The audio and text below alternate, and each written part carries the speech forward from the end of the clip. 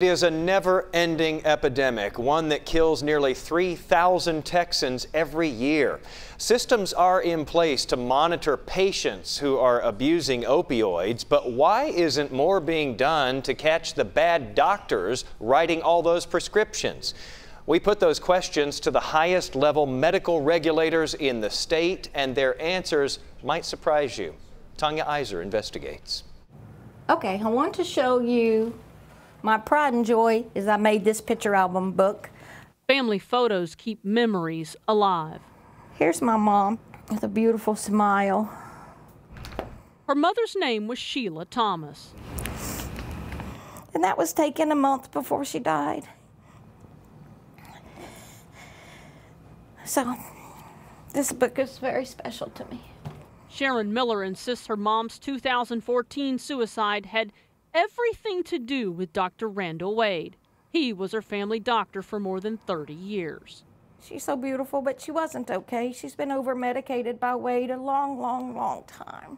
Dr. Wade's practice in McKinney was one of the biggest prescribers of hydrocodone in North Texas. Until authorities found him over-prescribing pills to patients, it had been going on for years. What I really want is them to stop allowing this to go on so other people don't die. Dr. Wade was finally stopped, but it took years before action was taken. Why? Because the system of catching overprescribing doctors was complaint-based. The approach was reactive, not proactive. We're not out in the stage like Big Brother. We don't do that. You're listening to the former president of the Texas Medical Board in 2016 talking to lawmakers. Monitoring prescribing habits absent a complaint is foreign to us. In other words, the board was not actively looking for pill mills. But last session, lawmakers, under pressure from a worsening opioid epidemic, actually rewrote the law. Now the medical board doesn't need a complaint. Otherwise, again, we could be accused of overreaching our power. Current Texas Medical Board President Dr. Sharif Zafran says the board is now closely monitoring doctors on a quarterly list of the top 50 hydrocodone prescribers. We're looking at patterns. We're trying to look at what are the kind of things that potentially show that there might be some kind of violation going on.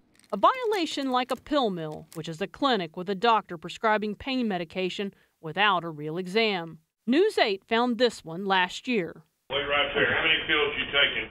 A whole bunch because I was in a car accident. This undercover video from 2017 shows Dr. Philip Kelton prescribing opioids to a News 8 informant. The doctor only saw the patient for 22 seconds before writing prescriptions for opioids. Thank you so much, doctor. See you, pal. Dr. Kelton told our producer the time he spends with patients is very short. A minute or so, minute and a half. When you're prescribing opioids, isn't that a big deal nowadays? What a big deal. There are pill mills out there, doctor. Is that a concern that you might be operating a pill mill? Sure.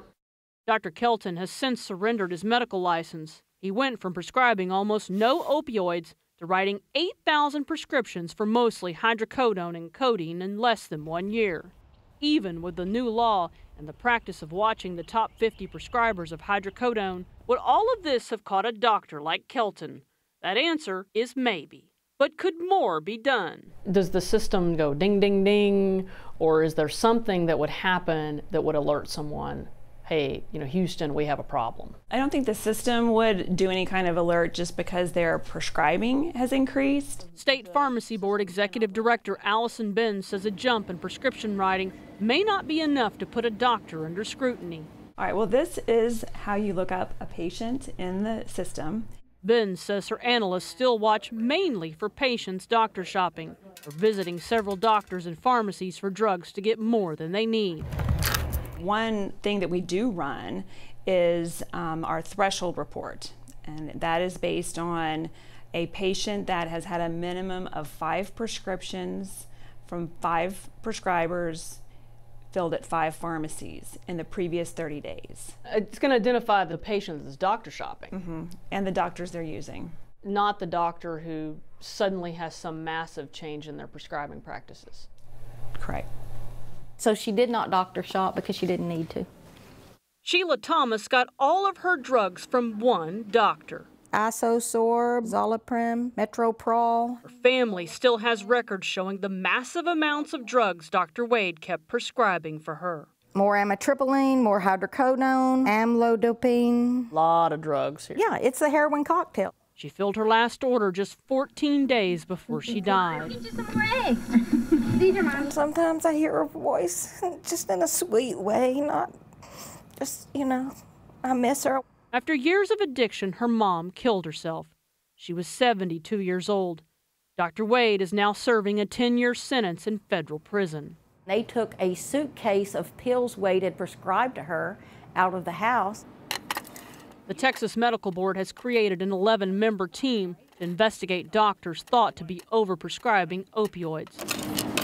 It remains to be seen whether that will be enough to keep bad doctors from feeding the crisis.